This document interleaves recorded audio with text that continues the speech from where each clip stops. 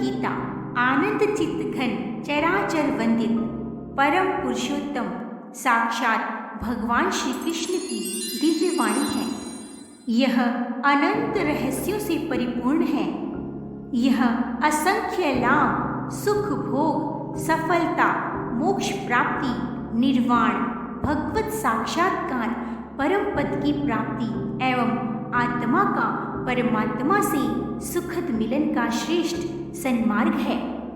भगवत रूपी नौका में जो भी प्राणी सवार हो गया उसका निश्चय ही उद्धार होगा।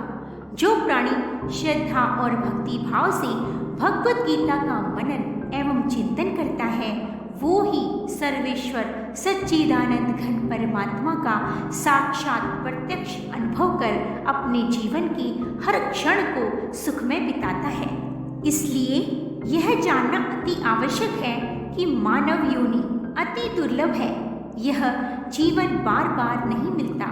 बहुत से जन्मों के अंत में परम दयावान परमात्मा की असीम कृपा से ही यह प्राप्त होता है।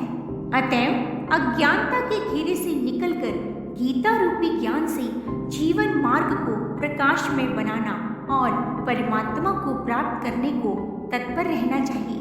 इसके लिए सत्पुरुषों की शरण ग्रहण करके उनके द्वारा सत्संग में उनके कथानुसार साधन करने चाहिए। इसलिए इस नाशवान क्षण भंगुर संसार के क्षणिक अनित्य भोगों को भोगने में अपने जीवन का अमूल्य समय नष्ट नहीं करना चाहिए।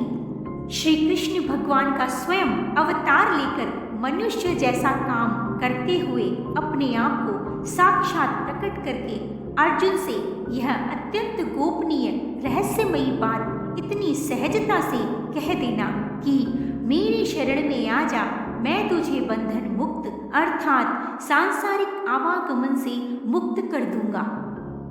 यह संवाद तन मन को बड़ा ही प्रसन्न करने और आनंद देने वाला है। मैं भगवान का हूँ और भगवान मेरे हैं। मेरा कुछ भी नहीं है, मुझे कुछ नहीं चाहिए। इस बात को स्वीकार कर लेना धर्म का आश्रय है। गीता द्वारा जानने योग्य महत्वपूर्ण मूल्यवान 3 बातें हैं।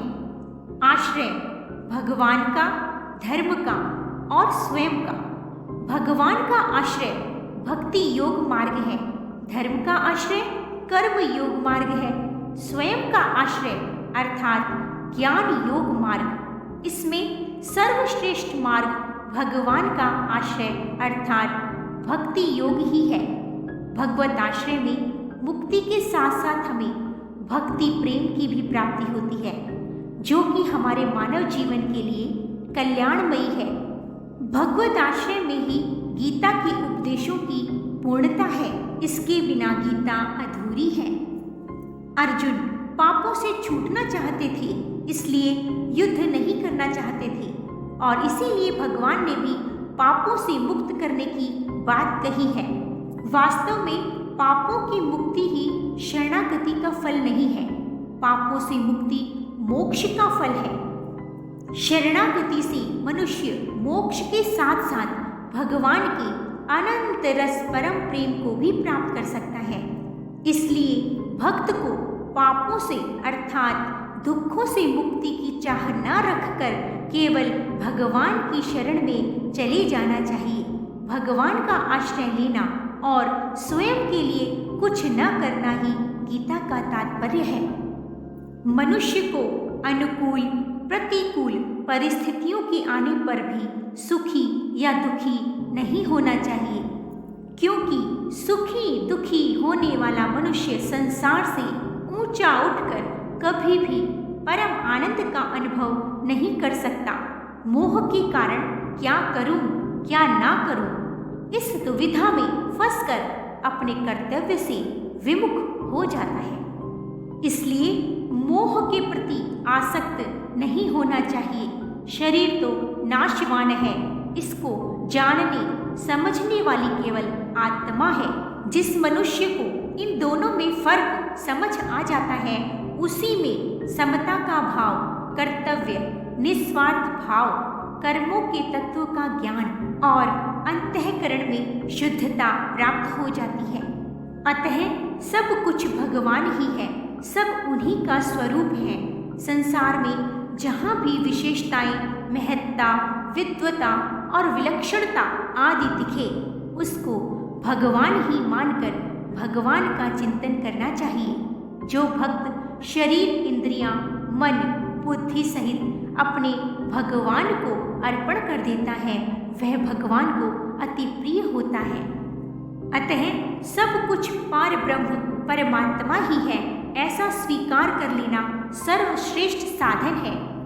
संसार में केवल परमात्म तत्व ही जानने योग्य है। इसको जानने पर अमरता की प्राप्ति होती है। संसार बंधन से छूटने के लिए सत्व, रज और तम, इन तीनों गुणों से परे होना जरूरी है और इसके लिए ईश्वर भक्ति ही अनिवार्य है। इस संसार के परम पुरुष एक परमात्मा ही हैं, जिनका अनन्य भाव से भजन करना चाहिए। जन्म मरण के चक्र से छूटने के लिए मनुष्य को दुर्गुण, दुराचार का त्याग करना चाहिए। गीता में सर्वोपरि मनुष्य को लेकर भगवान श्री कृष्ण बार बार अर्जुन से यही कहते हैं कि मैं ही सृष्टि का जन्मदाता हूँ, सबका पिता हूँ। तो ध्यान दें, जब ईश्वर पिता है और जीवात्मा उनका पुत्र है, तो क्या कोई पिता अपने पुत्र के हित हेतु उसका कल्याण नहीं चाहता?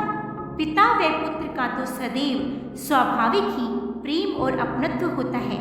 इसलिए हम अपने परमपिता परमेश्वर से, सच्चिदानंद पुरुषोत्तम वासुदेव से यह प्रार्थना करते हैं कि हे परमपिता, आप इस मोह माया से हमें छुड़ाइए और इतनी शक्ति और भक्ति प्रदान कीजिए जिससे हमारे मन, काम और दोषों से मुक्त होकर आपके शरणागत हो जाएं। आप अनंत हैं, अपार हैं, असीम हैं। आप मुझ शरणागत का उद्धार करें। हम अज्ञानियों को आपकी कृपा चाहिए प्रभु।